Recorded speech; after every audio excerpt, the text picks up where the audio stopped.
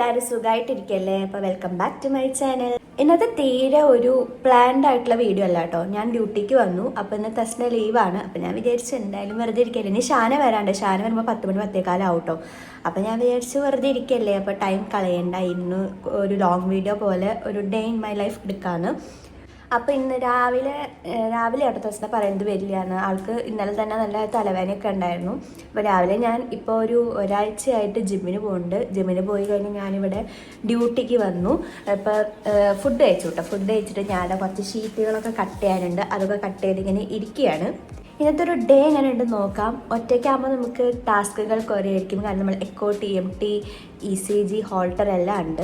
അപ്പം എല്ലാം മാനേജ് ചെയ്യാൻ കുറച്ച് പാടായിരിക്കും. പിന്നെ ഇന്ന് രാവിലെ തന്നെ കുറച്ച് ചെറിയ ഇതിലാണ് വന്നത്. കാരണം നമ്മൾ ബസ് നിർത്തിയില്ല. 2 സ്റ്റോപ്പിൽ ഞങ്ങൾ ബൈക്കായിട്ട് പോയി. പക്ഷേ ബസ് നിർത്തിയില്ല ഗൈസ്, എന്നെ കയറ്റാണ്ട് പോയി. അങ്ങനെ അച്ഛനാണ് കൊടുന്നാക്കിയത്. അപ്പോൾ പിന്നെ ഞാൻ വീടാൻ പോയി. കാലിൽ ചെരുപ്പിൽ നിറയെ ചളിയായി. അങ്ങനെയൊക്കെ ഇന്നത്തെ ഡേ സ്റ്റാർട്ട് ചെയ്തത്. അപ്പോൾ ഇന്നത്തെ ഡേ നമുക്ക് എങ്ങനെയുണ്ട് നോക്കിയാലോ. കമൺ. അപ്പോൾ ഇതാ ഇന്നത്തേക്ക് ആവശ്യമുള്ള ഏറെക്കുറെ ഷീറ്റ്സൊക്കെ ഞാൻ കട്ട് ചെയ്ത് വെച്ചിട്ടുണ്ട്. നമുക്ക് അപ്പുറത്ത് കൊണ്ടുപോയി വെക്കാം കേട്ടോ. നമ്മൾ എക്കോ മെഷീൻ എടുത്ത് വന്നിട്ടുണ്ട്. ഞാൻ ഇത് ഓൺ ചെയ്തിട്ടുണ്ട് കേട്ടോ. ഓണായി വരാൻ കുറച്ച് സമയം എടുക്കും, ഒരു 5 മിനിറ്റ് എടുക്കും. പെട്ടെന്ന് ഓഫ് ആയിക്കോളും. നമുക്കിനി വാർഡിൽ നിന്ന് ഒരു എക്കോ ഉണ്ട് ഗൈസ്. CCU പേഷ്യൻറ്റിനെ വാർഡിലോട്ട് ഷിഫ്റ്റ് ചെയ്യുന്ന സമയത്ത് എക്കോ വന്നിട്ടുണ്ട്. അപ്പോൾ സാറ് കേസിലാണ്. അത് കഴിഞ്ഞ് ഇറങ്ങുമ്പോഴേക്കും നമുക്കിവിടെ എക്കോ ചെയ്യാനുണ്ടാവും. പിന്നെ ഷാനിന്ന് ലീവാണ്. ഇപ്പോൾ മെസ്സേജ് അയച്ചിട്ടുണ്ടായിരുന്നു. അപ്പോൾ ഞാൻ ഒറ്റയ്ക്കാണ്. അപ്പോൾ നമുക്ക് അടിച്ച് പൊളിക്കാമെന്ന്. അങ്ങനെ എക്കോ മെഷീൻ ഓണായി വന്നിട്ടുണ്ട്. നമുക്ക് കണ്ടതിൽ എനിക്ക് 31% സ്പേസ് ലെഫ്റ്റ് ഉള്ളൂ. അപ്പോൾ നമുക്ക് കുറച്ച് പണ്ടത്തെ റിപ്പോർട്ട്സൊക്കെ ഡിലീറ്റ് ചെയ്ത് കളയാട്ടോ. കാരണം കുറച്ച് സ്പേസ് വേണം, അല്ലെങ്കിൽ ഹാങ് ആവും. അതുകൊണ്ട് നമുക്ക് ആ പണികൾ ഇരുന്ന് ചെയ്യാം. അങ്ങനെ ഡിലീറ്റ് ആക്കിയിട്ടുണ്ട്. ഇപ്പോൾ 34% ആയി. 10-200 എന്നൊക്കെ ഡിലീറ്റ് ആക്കിയാലാട്ടോ ഒരു 2-3% ഒക്കെ കൂടി കിട്ടുള്ളൂ. നമുക്ക് ഇതാ അപ്പോൾ ഒരു ഹെൽത്ത് ചെക്കപ്പ് വന്നിട്ടുണ്ട്. അപ്പോൾ ഹെൽത്ത് ചെക്കപ്പ് എന്ന് പറയുമ്പോൾ 5,000 2,000 സംതിങ്ങിൻ്റെ ഉണ്ട്. അപ്പോൾ TMT എക്കോ നമ്മൾ ഇവിടുന്ന് ചെയ്യും കേട്ടോ. അപ്പോൾ അതിനുള്ള TMTയുടെ ലീഡ്സൊക്കെ കണക്ട് ചെയ്തിട്ടുണ്ട്. നമുക്ക് ആളെ വിളിച്ചിട്ട് TMT എക്കോയൊക്കെ ചെയ്തിട്ട് വേഗം സെറ്റാക്കാം. അങ്ങനെ ഒരു 5-6 എക്കോ നമ്മളെടുത്ത് എടുത്തിട്ടുണ്ട്. അതിൻ്റെ ഇടയിൽ ECG TMT ഒക്കെ വന്നു കേട്ടോ. അപ്പോൾ നമ്മുടെ ഹോൾട്ടർ റിപ്പോർട്ട് റെഡി ആയിട്ടുണ്ട്.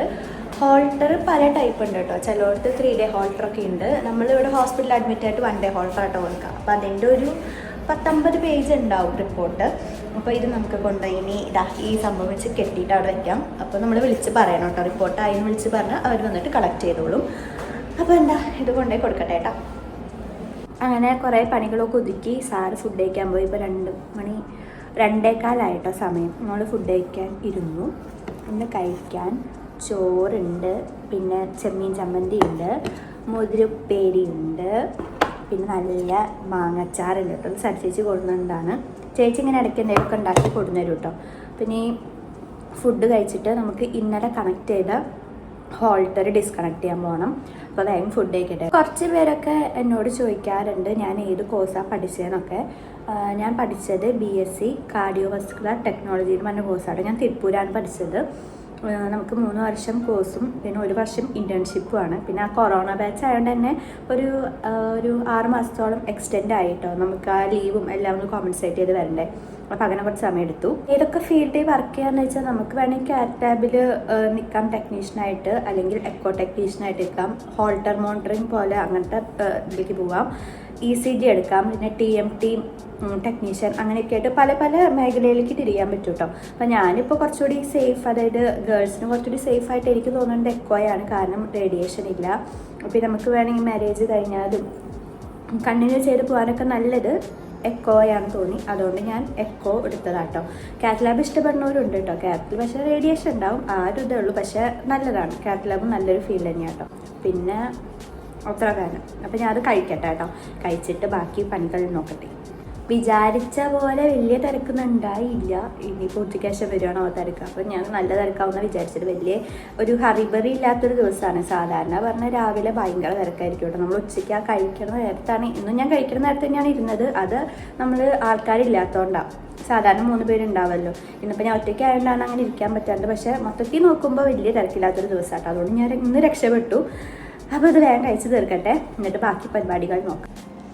ഗൈസ്, അപ്പോൾ സമയം 3:45-4 മണിയായിട്ടുണ്ട്. സാറ് OP തീർത്തിട്ട് 3:30 പോയിട്ടു. അപ്പം നേരത്തെ OP തീർന്നു.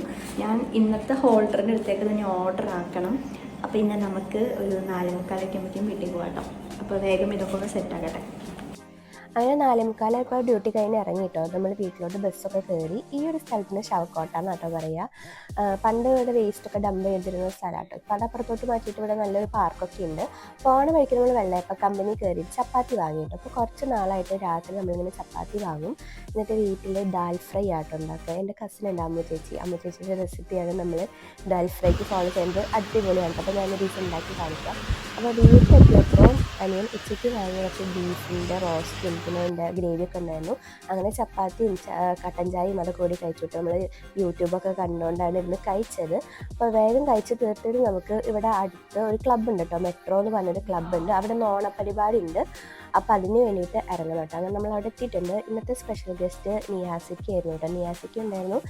നിയാസിക്കയുടെ കൂടെ ഉള്ളൊരു ചേട്ടനുണ്ടായിരുന്നു. അപ്പോൾ അവരുടെ കുറേ പരിപാടികളൊക്കെ ആയിരുന്നു. പിന്നെ നമ്മുടെ ഇവിടുത്തെ മെയിൻ എപ്പോഴും മെട്രോ ക്ലബിൻ്റെ ഏറ്റവും മെയിൻ ആളാണ് കേട്ടോ നമ്മുടെ ശിവജി ഗുരുവായൂർ സാറില്ലേ, ആ സാറും ഉണ്ടായിരുന്നു കേട്ടോ. സാറ് എല്ലാ പരിപാടിക്കും ഉണ്ടാവാറുണ്ട്. പിന്നെ നമ്മൾ ഫുഡ് കഴിക്കാൻ പോയി. നല്ല ഫുഡായിരുന്നു കേട്ടോ, കുറേ ഫുഡ് ഉണ്ടായിരുന്നു. അപ്പോൾ അത്രയുള്ള ഇന്നത്തെ വീഡിയോ ഇഷ്ടമെങ്കിൽ ലൈക്ക് ചെയ്യണം കേട്ടോ.